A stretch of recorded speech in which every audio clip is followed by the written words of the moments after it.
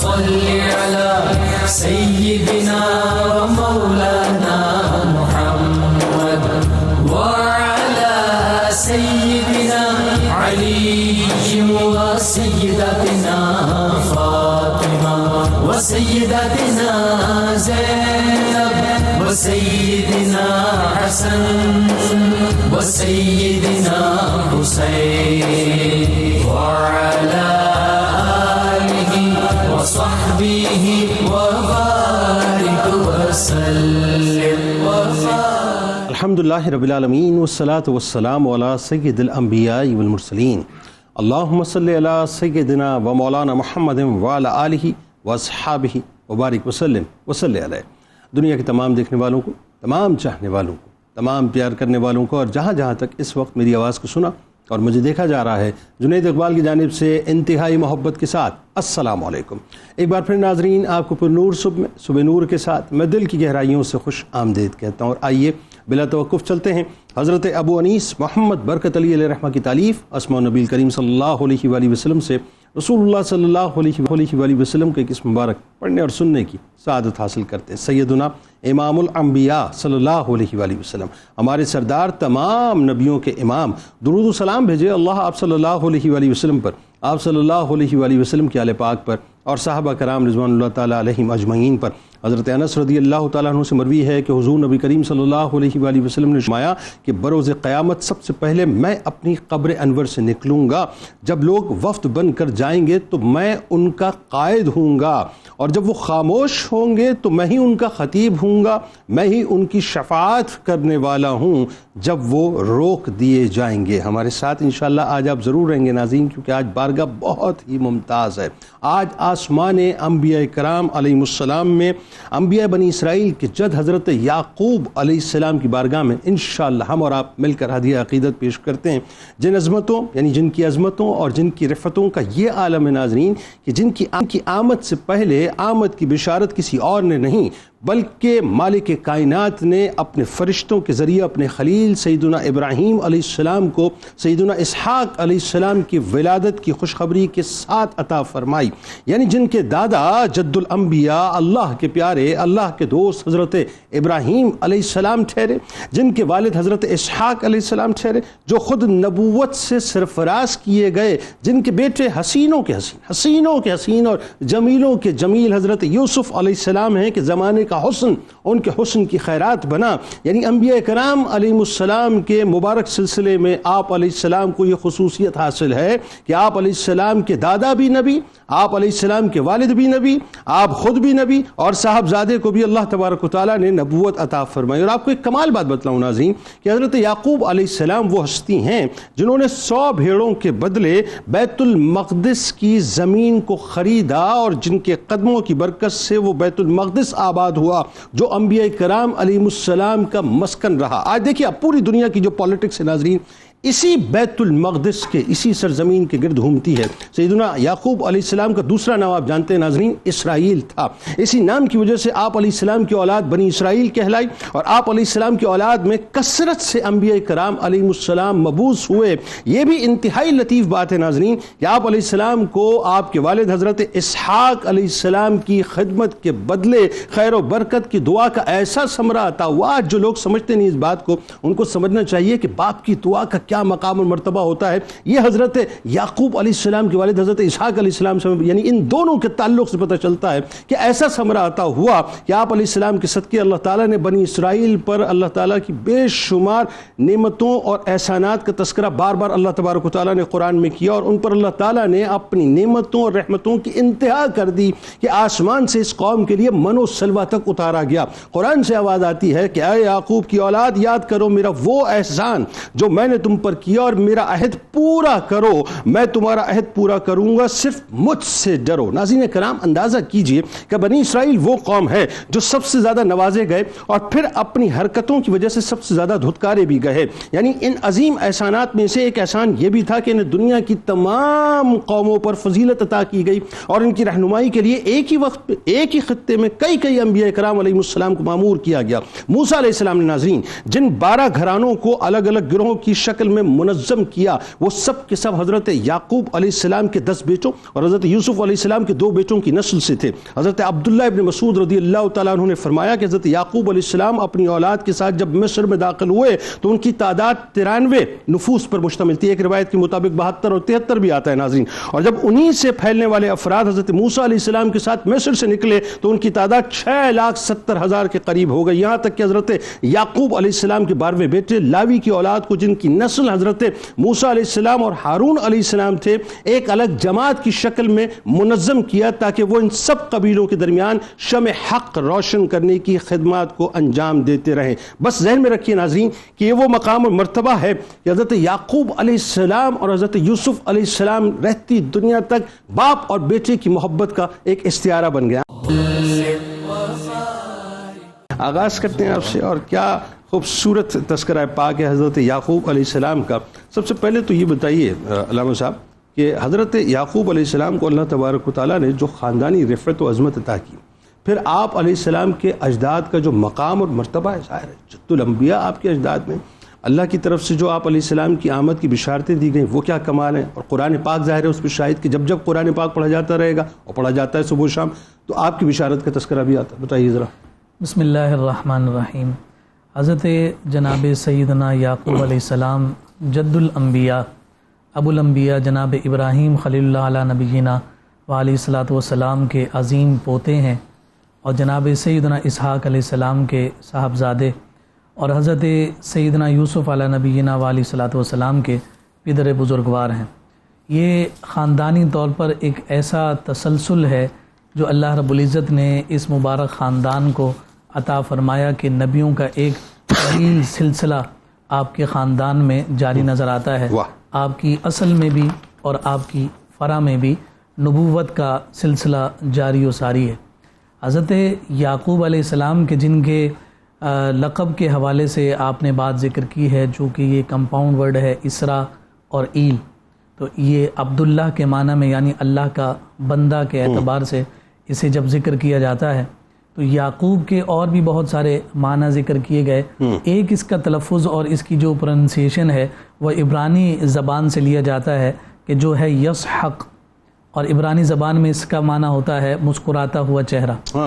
تو حضرت یعقوب علیہ السلام کو جو یعقوب کہا جاتا ہے، ان کی جو بنیادی وجوہات ہیں ان میں سے ایک وجہ یہ بھی ہے کہ آپ کی جو مسکراہٹ تھی وہ بہت زیادہ خوبصورت اور حسین تھی۔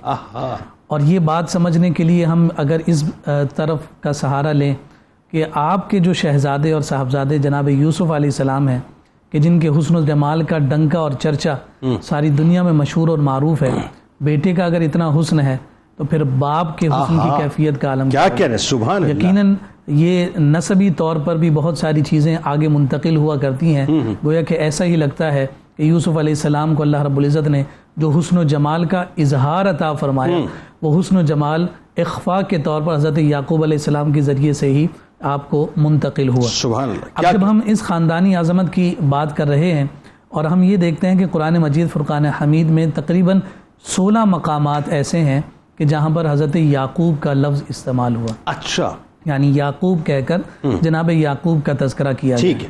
اور ایک اور لفظ جو آپ کے نام کے ساتھ ہمیں نظر آتا ہے وہ ہے اسبات، اچھا، وہ یعنی یعقوب کے مان بعد اسبات سبت سے ہے، اور یہ اس درخت کو کہا جاتا ہے کہ جس کی شاخیں بہت زیادہ ہوں۔ تو حضرت یعقوب علیہ السلام کی جب ہم ذریت کو دیکھتے ہیں، آل کو دیکھتے ہیں، نسل کو دیکھتے ہیں تو وہ بڑی گھنی ہے اور بڑی کثرت کے ساتھ ہیں۔ تو اس وجہ سے قرآن مجید فرقان حمید نے اس جانب بھی اشارہ فرما دیا کہ نبوت کے اعتبار سے ہو یا ذریت کی کثرت کے اعتبار سے ہو، ہم نے انہیں اسبات بنایا۔ قطع کلام کی معذرت، وہ بات آ گئی نا کہ وہ روایت میں جو 93 یا 72 یا 73 افراد جب قافلے کی صورت میں کنعان سے مصر میں داخل ہوئے، اور پھر دیکھیے حضرت موسیٰ علیہ السلام تک جب پہنچے تو 5.5 پونے 6 لاکھ، بلکہ پونے 7 لاکھ کے قریب۔ یہ جو نسل کی کثرت ہے یہ قرآن مجید فرقان حمید نے اس لفظ کے ذریعے سے ذکر فرمایا۔ ایک اور بڑی خوبصورت بات ہمیں نظر آتی ہے کہ قرآن مجید فرقان حمید نے جن جن مقامات پر حضرت اسحاق یعنی جناب یعقوب کے والد کی ولادت کا تذکرہ کیا ہے، اس کے ساتھ ساتھ جناب اسحاق جن کا تذکرہ ہے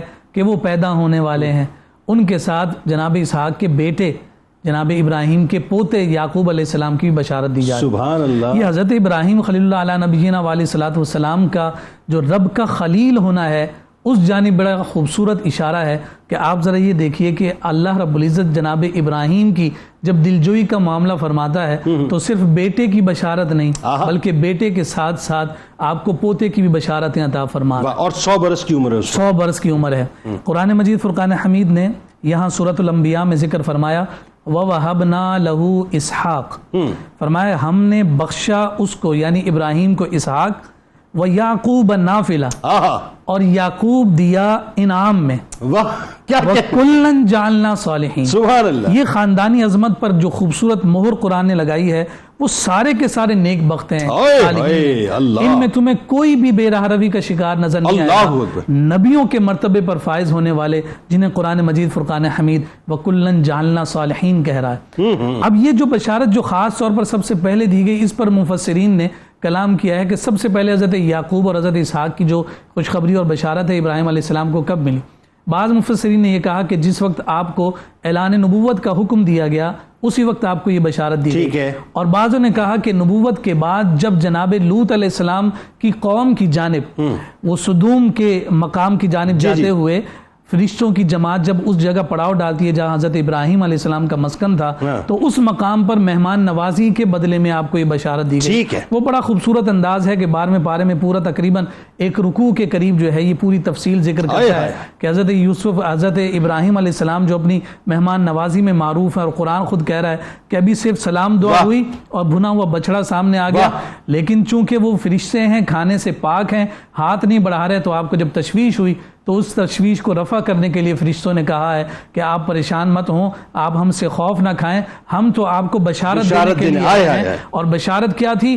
بشارت اس بات کی تھی کہ ہم آپ کو آپ کے بیٹے کی بشارت دیتے ہیں، عمر زیادہ ہو گئی تو کیا ہوا، ہم آپ کو پوتے کی بھی بشارت دے رہے ہیں۔ جس وقت جناب سارہ نے یہ کہا تھا کہ یہ کیسے ممکن ہے، یا ویلتا اَأَلِدُ وَأَنَا عَجُوزٌ وَهَذَا بَعْلِي شَيْخًا، تو اسی کا تذکرہ پھر دوسری جگہ پر سورہ زاریات میں اللہ رب العزت کے قرآن کہتا ہے قَالُوا كَذَلِكَ قَالَ رَبُّكَ، وہ بولے یوں ہی کہا ہے تیرے رب نے، إِنَّهُ هُوَ الْحَكِيمُ الْعَلِيمُ، اس فرمان پر پریشان ہونے کی ضرورت نہیں ہے، وہی حکمت والا ہے، وہ خبردار ہے جو تمہیں یہ بشارتیں دے رہا ہے کہ 100 سال کی عمر میں اسحاق بھی ہیں، عمر اتنی طویل ملے گی کہ تم اپنے پوتے یعقوب علیہ السلام کی خوشیاں بھی دیکھ رہے ہو۔ یعنی میں اگر طفل مکتب کی حیثیت سے اس بات کو سمجھوں تو نبی کی ولادت کی تو کیا ہی بات ہے امام الانبیاء کی، لیکن وہی بات ہے اللہ تبارک و تعالیٰ نے حضرت اسحاق علیہ السلام حضرت یعقوب علیہ السلام کی ولادت کا تذکرہ بھی قرآن کا حصہ بنا دیا، اور بارہا اس کا تذکرہ تو قرآن پاک کی تلاوت کرتے ہوئے کرتے ہیں۔ اچھا یہ بتائیے ذرا علامہ صاحب کہ حضرت یعقوب علیہ السلام کو اپنے والد حضرت اسحاق علیہ السلام سے جو تعلق ملا، اور ظاہر ہے وہ جو ایک خاص دعا ایک خاص موقع پہ حضرت اسحاق علیہ السلام نے حضرت یعقوب علیہ السلام کو عطا کی، اس کا ثمرہ پھر دیکھا ظاہر ہے دنیا نے، اور آج تک دیکھ رہی ہے کہ وہ باغ و بہار آپ کی نسلیں ہو گئیں۔ وہ دعا کے بارے میں وہ پورا جو واقعہ وہ بتائیے، پھر آپ کے ماموں لابان کے پاس آپ کا رہنا اور ان کی بیٹیوں سے آپ کا عقد ہونا، پھر اس سلسلے کا آگے بڑھنا، بتائیے ذرا۔ اعوذ باللہ من الشیطان الرجیم، بسم اللہ الرحمن الرحیم۔ دیکھیں انبیاء کرام علیہم الصلاۃ والسلام اللہ تبارک و تعالیٰ کی مخلوق میں سب سے عظیم ترین حیثیت کے حامل ہوتے ہیں، یعنی یہ وہ شاہکار مخلوق ہوتی ہے اللہ تبارک و تعالیٰ کی کہ جو خالق اور مخلوق کے درمیان واسطے کا کام دیتی ہے، اور یہ رشتہ انسانی فلاح اور انسانی کامیابی اور آخرت میں بلندی درجات کے لیے یہ رشتہ لازم اور ضروری ہے۔ یہی وجہ ہے کہ روز اول سے قائم رکھا گیا کہ پہلا انسان ہی حضرت آدم علیہ الصلوۃ والسلام، اور حضرت یعقوب علیہ الصلوۃ والسلام کی عظمت اس اعتبار سے بالکل ممتاز نظر آتی ہے کہ اللہ تعالیٰ جب ان کی بشارت ارشاد فرما رہا ہے تو ان کو انعام کے طور پر ذکر فرما رہا ہے کہ یعقوب بطور انعام دیا، تو اللہ خالق کائنات جس شخصیت کو انعام قرار دے اس کی عظمت کا بیان ہم اور آپ نہیں کر سکتے۔ سبحان اللہ، سبحان اللہ۔ یہ واقعہ جو آپ نے جس کی طرف اشارہ کیا، یہ نفوس قدسیہ ظاہر سی بات ہے کہ ان کا ہر طرز عمل لوگوں کے لیے مشعل راہ ہوتا ہے، یہ آتے ہی ہدایت کے لیے ہیں، تو چونکہ آپ نبی ہیں اور آپ کا ہر طرز عمل جو ہے وہ راہ ہدایت ہے ہر ایک کے لیے، تو آپ اپنے والد مکرم علیہ الصلاۃ والسلام یعنی حضرت اسحاق علیہ الصلاۃ والسلام کی خدمت میں شب و روز مشغول رہا کرتے تھے، اور ایک بار آپ نے اس خواہش کا اظہار کیا کہ مجھے جو ہے اچھے کھانوں کے ذریعے سے میری خدمت کی جائے. تو آپ کے ایک بھائی بھی تھے عیس، وہ مختلف مواقع پر شکار کر کے اپنے والد گرامی کی خدمت میں پیش کرتے اور خدمت کیا کرتے تھے. جب انہوں نے سنا تو رغبت پیدا ہوئی اور وہ شکار کے لیے چل پڑے.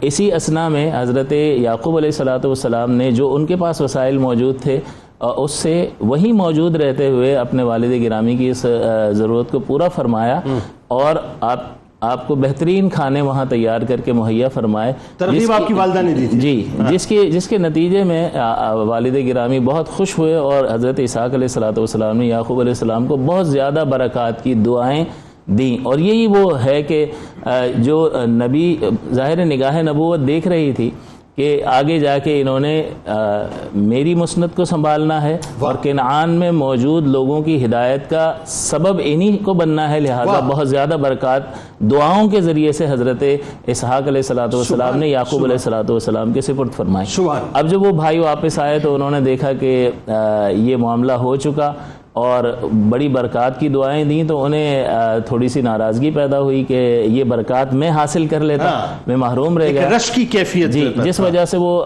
آپس میں ناراضگی پیدا ہوئی. تو آپ کی والدہ محترمہ نے یہ مناسب جانا کہ یہ رنجش اگر بہت زیادہ بڑھ جائے گی تو دو بھائیوں میں جدائی پیدا ہو جائے گی، لہٰذا آپ نے اس اتحاد کو اور اس محبت کو قائم رکھنے کے لیے اپنے بیٹے کو کہا کہ تم میرے بھائی لابان کی طرف چلے جاؤ اور وہاں ان کے ساتھ رہو، تاکہ تھوڑے عرصے کے لیے جو دوری پیدا ہوگی اس کے نتیجے میں یہ ساری چیزیں محو ہو جائیں گی ذہن سے اور پھر حالات اپنی جگہ پر آ جائیں گے. اور پھر آگے جا کے وہ ہوا اس پہ جا کے جی بالکل وہی حالات سازگار ہو گئے اور آپس میں محبت کا رشتہ اسی طرح سے قائم ہوا اور باقی رہا جیسا کہ پہلے تھا. تو آپ والدہ محترمہ کے اس ارشاد پر اپنے والد گرامی جو کہ نبی ہیں اور اپنی والدہ محترمہ کو چھوڑ کر جا رہے ہیں، تو والدہ کا طرز عمل دیکھیں کہ اتحاد کو قائم رکھنے کے لیے وہ اپنے بیٹے کی جدائی برداشت کر رہی ہے، اور دوسرا اس بیٹے کی عظمت کے والدہ کے حکم کی پاسداری کے لیے وہ اپنے والدین کی جدائی کو برداشت کر رہے ہیں. اور یہ جدائی پھر اتنی طویل ہوئی کہ 20 برس تک وہ اپنے والدین سے جدا رہے. 20 برس. اب یہ گویا کہ ایسا لگتا ہے کہ ابتدا میں بھی جدائی کی رنجشوں کو اور ان آزمائشوں کو برداشت کیا اور بعد میں بھی حضرت یوسف علیہ السلام کی جدائی کی رنجش کو آپ نے برداشت کیا. گویا کہ اللہ تعالیٰ نے قطع کلام کی معذرت، حضرت یعقوب علیہ السلام کی زندگی کی دو بڑی آزمائشیں، یعنی ایک اپنے والد سے جدائی اور والدہ سے جدائی اور پھر ایک اپنے بیٹے سے جدائی، دونوں اعتبار سے اللہ تعالیٰ نے آپ کو آزمایا. اور آپ کا یہ طرز عمل کہ اللہ تبارک و تعالیٰ کی بارگاہ میں ان آزمائشوں پر تسلیم و رضا کا پیکر نظر آتا ہے. تسلیم کا مطلب بالکل اپنے آپ کو سرنڈر کرنا، سپورٹ کر دینا، اور رضا کا مطلب یہ کہ ذرا بھی طبیعت میں کراہت محسوس نہیں ہے بلکہ اللہ کی رضا پر راضی ہیں کہ جو میرا رب کر رہا ہے وہ بہتر. اب آپ جو ہے وہ اپنے ماموں جان کی طرف چلے ہیں، راستے میں آپ نے ایک خواب بھی دیکھا اور پھر آپ اس جگہ پر نشان لگا کر اپنے ماموں کی خدمت میں حاضر ہوئے. بڑا پرتپاک استقبال کیا گیا آپ کا، اور چونکہ آپ کے ماموں کا ایک کاروبار تھا، وہ بکریاں وغیرہ اور ریوڑ آپ کے تھے، تو ان کی دیکھ بھال کے لیے آپ کو رکھا گیا اور وہاں آپ نے 10 برس گزارے، جس کو مہر قرار دیا گیا آپ کی زوجہ کے لیے، یعنی ماموں کی جو بیٹی تھی ان سے نکاح کے لیے اس خدمت کو مہر قرار دیا گیا. لیکن چونکہ آپ کی توجہ چھوٹی صاحبزادی کی طرف زیادہ تھی، لیکن وہاں دستور یہ تھا کہ پہلے بڑی کا نکاح ہوگا پھر چھوٹی کا ہوگا، تو پہلے بڑی کا نکاح کیا گیا اور پھر 7 سال مزید اضافہ کر کے چھوٹی کا بھی نکاح آپ سے کیا گیا، اور اس کے بعد مزید 2 نکاح آپ نے مزید فرمایا. تو یہ 4 ازواج آپ کی تھی جن سے 12 بیٹے ہوئے، اور آپ کی جو زوجہ جن کی ایک طرف آپ کی زیادہ توجہ راحیل، ان سے 2 بیٹے پیدا ہوئے، حضرت یوسف علیہ السلام اور حضرت بنیامین. اچھا، اب چونکہ ظاہر 2 بھائیوں کا ہی تذکر آیا، 2 بھائیوں کی محبت کا تذکر آیا، اور آپ 2 بھائی ہمارے ساتھ بیٹھے ہیں ماشاءاللہ، آپ بڑے بھائی اور اپنا علامہ طاہر صاحب چھوٹے بھائی ہیں. تو ذرا آئیے ذرا چھوٹے بھائی صاحب پوچھتے ہیں. علامہ صاحب آپ بتائیے کہ یہ جو سفر، اس سفر کا جو ذکر اس وقت علامہ صاحب نے فرمایا، حضرت یعقوب علیہ السلام اسی سفر کے اندر جیسا کہ ابھی بتایا علامہ صاحب نے کہ خواب دیکھتے ہیں، اور اسی خواب کے ربط میں آپ نے ایک منت بھی مانی، تو وہ بھی ذرا بتائیے کیا قصہ ہوا. اور پھر کنعان واپسی کا جو منظر نامہ ہے، چونکہ ظاہر ہے ماں کی خواہش یہی تھی کہ بیٹوں میں جو ہے وہ رنجش پیدا نہ ہو. اور دیکھیں یہ بھی بڑی ایک آج میرا خیال ہے بہت بڑی نصیحت ہے والدین کے لیے کہ بچے جدا نہیں ہونے چاہیے، بچوں کو کسی طور سے سمیٹ کے رکھنا چاہیے. تو وہ جو منظر نامہ ہے وہ بتائیے. اپنے بڑے بھائی عیس سے ملاقات کا جو آپ کا سلسلہ، پھر بیت المقدس کا جو قیام ہوا جہاں مسلمانوں کا قبلہ اول ہے، بتائیے ذرا. اعوذ باللہ من الشیطان الرجیم، بسم اللہ الرحمن الرحیم. اللہ تبارک و تعالیٰ نے حضرت یعقوب علیہ السلام کو اپنے جلیل القدر انبیاء علیہم السلام میں شامل فرمایا ہے، اور آپ کی مختلف فضیلتیں قرآن مجید میں ذکر کی گئی ہیں۔ ایک جو امتیازی خصوصیت اور فضیلت نظر یہ بھی آتی ہے کہ اللہ تبارک و تعالیٰ نے شیطان کی عاجزی اور بے بسی کو جس لفظ سے ظاہر فرمایا، اسی لفظ سے اللہ تبارک و تعالیٰ نے حضرت یعقوب علیہ السلام کی عظمت کا بھی ذکر فرمایا۔ اللہ تعالیٰ قرآن مجید میں ارشاد فرماتا ہے قَالَ فَبِعِزَّتِكَ لَأُغْوِيَنَّهُمْ أَجْمَعِينَ إِلَّا عِبَادَكَ مِنْهُمُ الْمُخْلَصِينَ۔ شیطان کہتا ہے کہ اے رب، مجھے تیری عزت کی قسم میں ضرور تیرے لوگوں کو گمراہ کروں گا سوائے ان لوگوں کے جو مخلصین ہیں، جو تیرے چنے ہوئے بندے ہیں، ان پر میرا کوئی کنٹرول نہیں ہے، میں ان کے حوالے سے بے بس ہوں۔ دوسرے مقام پہ اللہ تعالیٰ ارشاد فرماتا ہے وَاذْكُرْ عِبَادَنَا إِبْرَاهِيمَ وَإِسْمَاعِيلَ وَإِسْحَاقَ وَيَعْقُوبَ، اور یاد کیجئے ہمارے بندے ابراہیم کو، اسحاق کو اور یعقوب کو، اُولی الْأَيْدِ وَالْأَبْصَارِ، جو قوت والے ہیں اور سمجھ والے ہیں، اِنَّا أَخْلَصْنَاهُمْ بِخَالِصَةٍ ذِكْرَ الدَّارِ۔ وہاں پہ مخلصین فرمایا، یہاں پہ فرمایا اِنَّا أَخْلَصْنَاهُمْ بِخَالِصَةٍ ذِكْرَ الدَّارِ، کہ یہ بے شک ہمارے چنے ہوئے بندے ہیں۔ کس وجہ سے چنے ہوئے بندے ہیں؟ ذکر الدار، کہ یہ آخرت کی یاد بہت کیا کرتے ہیں، آخرت کی یاد کی وجہ سے یہ خاص بندے ہیں، مخلص ہیں۔ وَإِنَّهُمْ عِنْدَنَا لَمِنَ الْمُصْطَفَيْنَ الْأَخْيَارِ، اور بے شک یہ ہمارے چنے ہوئے بندوں میں سے بہترین بندے ہیں۔ یہ اللہ تبارک و تعالیٰ نے حضرت یعقوب علیہ السلام کی فضیلت ارشاد فرمائی۔ خواب کا جہاں تک معاملہ ہے، تو جب اپنے ماموں کی جانب روانگی ہوئی تو درمیان میں ایک جگہ پہ پڑاؤ ڈالا، وہاں پہ آرام فرما ہوئے، پتھر پر سر رکھ کر تکیہ بنا کر آرام فرما ہوئے، تو اللہ تبارک و تعالیٰ نے آپ کو خواب میں چند بشارتیں عطا فرمائی۔ ابھی کچھ دن پہلے والد صاحب نے دعا عطا فرمائی تھی، اور اس دعا کی قبولیت اللہ تبارک و تعالیٰ نے خواب کے ذریعے ثمرات نظر آنا شروع ہو گئے۔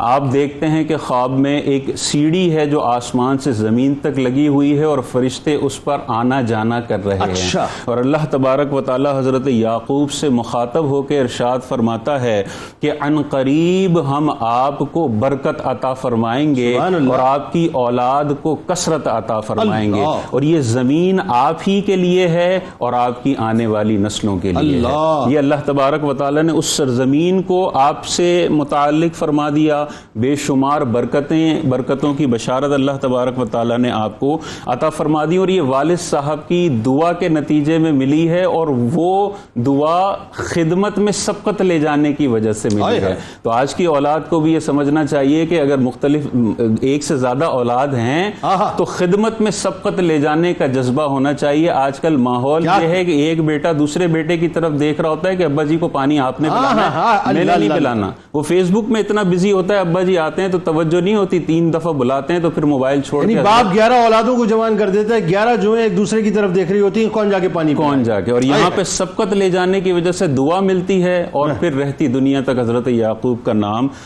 لیا جاتا ہے۔ منت کا جو معاملہ ہے، آپ یہ خوبصورت خواب دیکھتے ہیں تو وہیں پر اللہ کی بارگاہ میں منت مانتے ہیں۔ پہلی منت یہ مانتے ہیں کہ اگر مجھے اللہ تبارک و تعالیٰ دوبارہ میرے والد کے پاس بھیجنے کا اہتمام فرماتا ہے تو اسی مقدس خواب کی جگہ پر میں اللہ کی عبادت کا گھر بناؤں گا، اور یہی بیت المقدس پھر بنتا ہے۔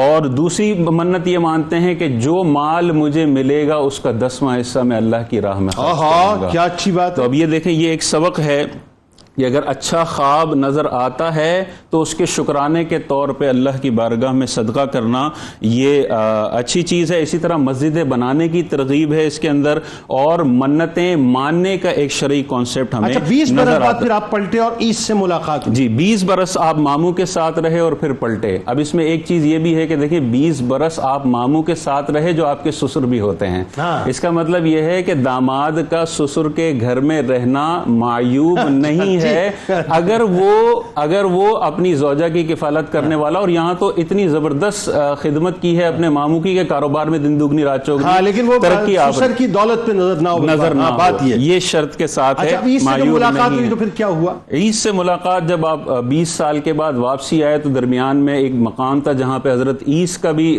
رہنا سہنا تھا۔ اب 20 سال پہلے ایک ناراضگی تھی، وہ ایک ملاقات تھی، اور اگلی ہی ملاقات جو 20 سال کے بعد ہو رہی ہے، دونوں بھائیوں کی دماغوں سے اور ذہنوں سے وہ خلش اور وہ ناراضگی بالکل ختم ہو گئی۔ ایک روایت میں آتا ہے کہ حضرت عیس 400 لوگوں کو لے کر حضرت یعقوب کے استقبال کے لیے پہنچتے ہیں، اور آپ کئی بھیڑے لے کے آئے تھے، ان کو کئی بھیڑے لے کر آتے ہیں، اور اپنے ریوڑ میں سے جو سب سے خوبصورت ترین بھیڑے ہیں وہ اپنے بڑے بھائی کو تحفۃً عطا فرماتے ہیں۔ اور اس سے بس ایک آخری چیز کہ دیکھیں، اس سے قطع رحمی اور صلہ رحمی کا ہمیں سبق ملتا ہے کہ اگر ذاتی رنجشیں ہوں، اور یہاں پہ تو والد کی خدمت میں سبقت لے جانے کی وجہ سے تھیں، اگر ہوں تب بھی فوری طور پہ ختم کرنا ضروری ہے۔ اور حضور علیہ الصلوۃ والسلام نے ارشاد فرمایا کہ لیلۃ القدر کی رات میں بھی اس شخص کی بخشش و مغفرت نہیں ہوتی جو اپنی خونی رشتوں سے رشتہ توڑ دینے والا ہے۔ بالکل ٹھیک۔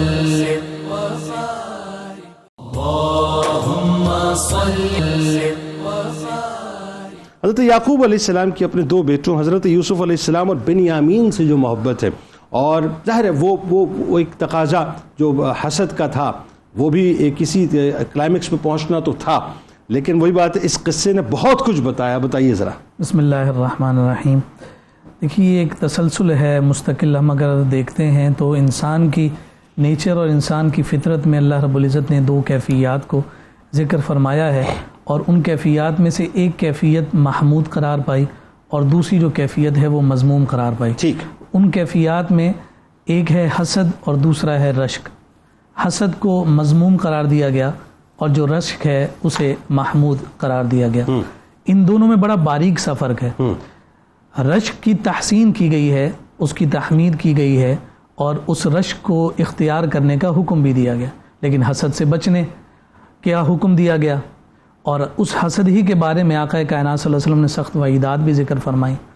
رشک یہ ہے کہ کوئی شخص اپنے بھائی کو دیکھے کہ اس کے پاس اللہ کی کوئی نعمت ہے تو اس نعمت کے حصول کے لیے خود تگودو اور کوشش کرے، اور ساتھ یہ بھی دعا کرے کہ اس بھائی کی جو یہ نعمت ہے وہ بھی سلامت رہے۔ درست۔ حسد یہ ہے کہ کسی بھائی پر اگر وہ نعمت اور انعام دیکھے تو دل میں یہ خیال پیدا ہو کہ یہ اس کے پاس کیوں ہے، اس سے جدا ہو جائے اور یہ نعمت مجھے مل جائے، یہ حسد ہے۔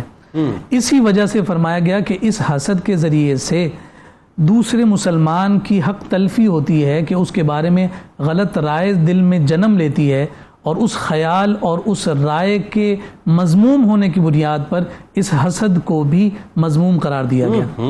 اب یہاں ہمیں یہ بات نظر آ رہی ہے کہ حضرت یعقوب علیہ نبینا علیہ الصلوۃ والسلام کو اللہ رب العزت نے اولاد کی کثرت عطا کی۔ قبلہ مفتی صاحب نے بڑی تفصیل کے ساتھ آپ کے ماموں لابان کی جو شہزادیاں ہیں ان سے نکاح کا تذکرہ کیا ہے۔ لیا جو ہیں وہ بڑی بیٹی تھیں، راحیل چھوٹی بیٹی تھیں۔ آپ کا رجحان راحیل کی جانب تھا، لیکن آپ کا نکاح پہلے لیا کے ساتھ ہو گیا۔ ان سے آپ کی 4 جو ہے نا اولادیں ہوئیں، لیکن آپ کی جو دوسری زوجہ ہیں راحیل، ان سے کوئی اولاد نہیں۔ وہ یہ چاہتی تھیں کہ میرے شوہر نامدار کے ساتھ میرا بھی سلسلہ اور تعلق قائم رہے، اس لیے انہوں نے اپنی کنیز جناب یعقوب کے عقد میں دی، تاکہ میری دی ہوئی کنیز سے اولاد ہو جائے گی تو میرا تسلسل قائم ہو جائے گا۔ اس سے اللہ رب العزت نے انہیں اولاد عطا کی۔ تو اس بات پر دوسری جانب لیا نے بھی اس خواہش کا اظہار کیا کہ میرا بھی ایسا سلسلہ قائم ہونا چاہیے، تو انہوں نے بھی ایک کنیز آپ کے عقد میں دی۔ تو اب یہ 4 نکاح ہو گئے، اور ان 4 کے ذریعے سے ساری اولادیں ہو چکی ہیں۔ اب جناب راحیل کے جن کی اب تک اولاد نہیں، اللہ رب العزت نے انہیں اولاد عطا فرمائی۔ یوسف علیہ السلام کیسی عظیم ماں ہے کہ جس عظیم ماں کے بطن سے اللہ رب العزت نے جناب یوسف علیہ السلام کو تولد عطا فرمایا، اور آپ کی ولادت جو ہے جناب راحیل کے بطن مبارک سے ہو رہی ہے۔ سبحان۔ اب چونکہ ایک اعتبار ان دونوں بیٹوں سے جو سب سے آخر میں پیدا ہو رہے ہیں، جن میں سے حضرت یوسف علیہ السلام اور پھر ان کے چھوٹے بھائی بنیامین، یہ دونوں سگے بھائی ہوئے جن کا جو ہے نسب جناب راحیل سے جاری ہو اور قائم ہو اور ان کے بطن سے پیدا ہو۔ درست۔ ایک وجہ تو یہ ہے کہ حضرت یعقوب علیہ السلام کی جو قلبی رغبت ہے وہ ان 2 شہزادوں کی جانب اس وجہ سے ہے کہ یہ سب سے چھوٹے ہیں۔ دوسری وجہ یہ ہے چونکہ ابتدا ہی سے آپ کا قلبی میلان جناب راحیل سے تھا. تو اس وجہ سے کہ وہ اولاد ان کی اولاد ہونے کی وجہ سے ان کی جانب رغبت زیادہ تھی. ایک اور وجہ جو ذکر کی گئی تاریخ نگاروں نے وہ یہ بیان کی کہ جب فلسطین میں جناب بنیامین کی ولادت ہوئی ہے تو آپ کی ولادت کے کچھ عرصے بعد جناب راحیل دنیا سے پردہ کر گئی. اب چونکہ یہ دونوں سب سے چھوٹے شہزادگان ہیں، باقی سارے بڑے ہو چکے تھے، جن سے حضرت یعقوب علیہ السلام کو سب سے زیادہ قلبی لگاؤ تھا آپ کی زوجہ سے، وہ دنیا سے پردہ کر گئیں. تو اس عمر میں کہ چھوٹی عمر میں والدہ کے جدا ہو جانے کی وجہ سے جناب یعقوب کی خود بخود قلبی رغبت ان دونوں شہزادوں کی جانب زیادہ ہو گئی. تو یہ ایک فطرت کی کیفیات تھی. اس میں یہ نہیں ذکر کیا جا سکتا کہ جناب یعقوب علیہ السلام نے محبت دینے میں کسی قسم کی کوئی افراط و تفرید کا سلسلہ کیا، بلکہ یہ وجوہات قلبی اعتبار سے ہیں جو حضور علیہ الصلوۃ والسلام نے بھی ذکر فرمائی. آقا کائنات صلی اللہ علیہ وسلم نے جتنے نکاح فرمائے ان میں سے حضور علیہ الصلوۃ والسلام نے سب سے زیادہ پیار اور محبت ہم سب کی ماں سیدہ عائشہ صدیقہ رضی اللہ تعالی عنہا سے فرمایا. اور ساری ازواج جانتی ہیں، لیکن کوئی شکوہ اس بنیاد پر نہیں کرتا کہ حقوق سب کو حاصل ہیں، سب رشک کی کیفیت میں، اور فطرت کے جو تقاضے ہیں وہ فطرت کے تقاضے سیدہ عائشہ کے ساتھ جڑے ہوئے ہیں. یہی وجہ ہے کہ یہاں جناب راحیل کے ساتھ حضرت یعقوب کا جو قلبی میلان تھا وہ منتقل ہوا ہے اولاد کی جانب، اور آپ اپنے چھوٹے شہزادگان جناب بنیامین اور حضرت سیدنا یوسف علیہ نبینا و علیہ الصلوۃ والسلام کے ساتھ قلبی محبت کی کیفیت زیادہ رکھتے ہیں. یہ علامہ صاحب بڑی اہم ترین بات ہے، اور میں چاہتا ہوں اسی تسلسل کو ذرا آپ جوڑیے کہ حضرت یعقوب علیہ السلام کی حضرت یوسف علیہ السلام سے جو جدائی ہوئی، آپ 40 برس کہہ دینا بہت آسان ہے، یا تو 4 دن جو ہے جدائی برداشت نہیں ہوتی، خدا نہ خواستہ اللہ نہ کرے کہ کسی کا بیٹا کسی کے باپ سے جدا ہو. ظاہر ہے یہ بہت زندگی کا ایک بہت بڑا ٹراما ہوتا ہے. اور اب تو ظاہر ہے چونکہ سوشل میڈیا بڑا وائبرنٹ ہے، ساری چیزیں ایک دم ایکسپلور ہو جاتی ہیں، لیکن وہ دور کیا دور، اس دور کے اندر مطلب اس طرح سے جو ہے اپنا نہ کمیونیکیشن کا ذریعہ ہے نہ کچھ ہے.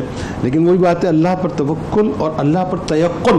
حضرت یعقوب علیہ السلام کا اس لیول کا کہ اس جدائی میں بھی ان کو یقین تھا کہ ملاقات ہوگی ضرور. تو وہ توکل، وہ تیقن، وہ صبر کی جو عالی شان مثال ہے اس کے بارے میں ذرا گفتگو کیجیے. پھر 40 برس کے بعد جو ملن کا منظرنامہ ہے بتائیے ذرا. جی، اس سلسلے کو اللہ تبارک و تعالیٰ نے قرآن عظیم میں سورہ یوسف میں اس واقعے کو بڑے حسین انداز میں ذکر فرمایا اور اسے احسن القصص قرار دیا.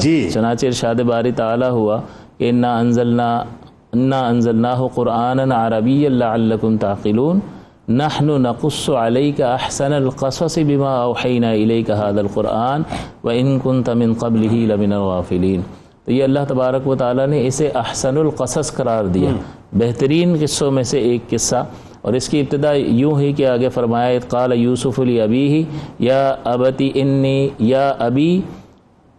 رأیت 11 کوکبا والشمس والقمر رأیتہم لی ساجدین، کہ میرے والد گرامی میں نے خود کو سجدہ کرتے ہوئے دیکھا 11 کوکبا 11 ستاروں کو، اور چاند اور سورج کو بھی خود کو سجدہ کرتے ہوئے دیکھا. تو یہ جو خواب آپ نے اپنے والد محترم کی خدمت میں ذکر کیا حضرت یعقوب علیہ السلام کی خدمت میں، تو آپ نے منع فرمایا کہ لا تقصص رؤیاک علی اخوتک فیکیدوا لک کیدا، کہ اپنے اس خواب کو اپنے بھائیوں پر بیان مت کرنا کہ کہیں وہ کسی قید میں اور کسی فریب میں مبتلا ہو جائیں اور پھر وہ کسی سازش کا شکار ہو جائیں. تو اس کو چھپانے کا حکم دیا. حالانکہ اللہ کی طرف سے نبی کو جو خواب دکھایا جاتا ہے وہ بالکل حق ہوتا ہے اور وہ حجت ہوتا ہے. خواب اس درجے میں ہوتا ہے جیسے ابراہیم علیہ الصلوۃ والسلام سے کہا گیا اپنی پیاری چیز قربان کریں، تو وہ خواب تھا. تو لہٰذا یہ خواب تو اپنے مقام پر تھا، لیکن اسے بیان کرنے کا نتیجہ جو ہے ظاہری اعتبار سے یعنی وہ خواب بمنزلت وہی ہوتا ہے. جی کہا جائے گا. جی بالکل. وہ نبی کو جو خواب دکھایا جاتا ہے وہ تو حجت ہوتا ہے، اللہ کی طرف سے ہوتا ہے. اب اس میں آپ غور فرمائیے کہ ہوا وہی جو ہونا تھا، اور لیکن ہمیں یہ کہا گیا کہ آپ سبب کو اختیار کریں. تو حضرت یعقوب علیہ السلام نے ایک نوع کا سبب اختیار کیا کہ اس خواب کو کی اطلاع ان کو نہ ہو، کہ کہیں یہ دشمنی میں مبتلا ہو کر کوئی انتہائی قدم نہ اٹھائے. لیکن قدم تو اٹھا لیا، اس خواب کے معلوم ہونے نہ ہونے کے باوجود بھی قدم اٹھا لیا، اور باپ اور بیٹے میں جدائی 40 برس کی ہو گئی. لیکن اس کا مطلب یہ ہوا کہ اسباب اختیار کرنا یہ توکل کے منافی نہیں ہے. ٹھیک ہے. ہونا یہ چاہیے. توکل اس چیز کو کہتے ہیں, اللہ پر بھروسہ اس چیز کو کہتے ہیں کہ اللہ تعالیٰ نے سبب اور مسبب کا تعلق جوڑا ہے. آپ پانی پئیں گے پیاس بجھ جائے گی, بالکل صحیح. آپ کھانا کھائیں گے اور آپ کی بھوک ختم ہو جائے گی. تو یہ سبب اور مسبب کا تعلق خالق کائنات ہی نے جوڑا ہے. لیکن حقیقت یہ ہے کہ سبب اختیار کرو اور سبب اختیار کرنے کے بعد نتیجہ خالق کائنات پر چھوڑ دو. نتیجہ مرتب کرنے والی ذات ہمارے رب کریم کی ذات ہے. حضرت یعقوب علیہ السلام کا یہی توکل ذات باری تعالیٰ پر. اور کیوں نہ ہو کہ وہ اللہ کے نبی ہیں اور ہادی برحق ہیں, اور ان کا وہ تعلق خالق کائنات سے جڑا ہوا ہے, اور وہ ہدایت نبی پر ہی اترتی ہے جسے ہم وحی قرار دیتے ہیں. کیونکہ اللہ فرماتا ہے لو انزلنا هذا القرآن على جبل الى آخر الآیہ, کہ اس ہدایت کو اگر پہاڑ پر اتار دیں تو ریزہ ریزہ ہو جائے. تو بندے اگر تجھ پہ اتاروں گا یا عام آدمی تو تیرا کیا حال ہوگا؟ تو جسمانیت کے اعتبار سے پہاڑ کسی قوت نہیں رکھتا ہے, تو اس سے بھی زیادہ خطرناک صورتحال کا شکار ہوگا. تو یہ ہدایت ضروری بھی تھی, لہٰذا وہ ہدایت عطا فرمائی اللہ تعالیٰ نے ان نفوس قدسیہ کے ذریعے سے.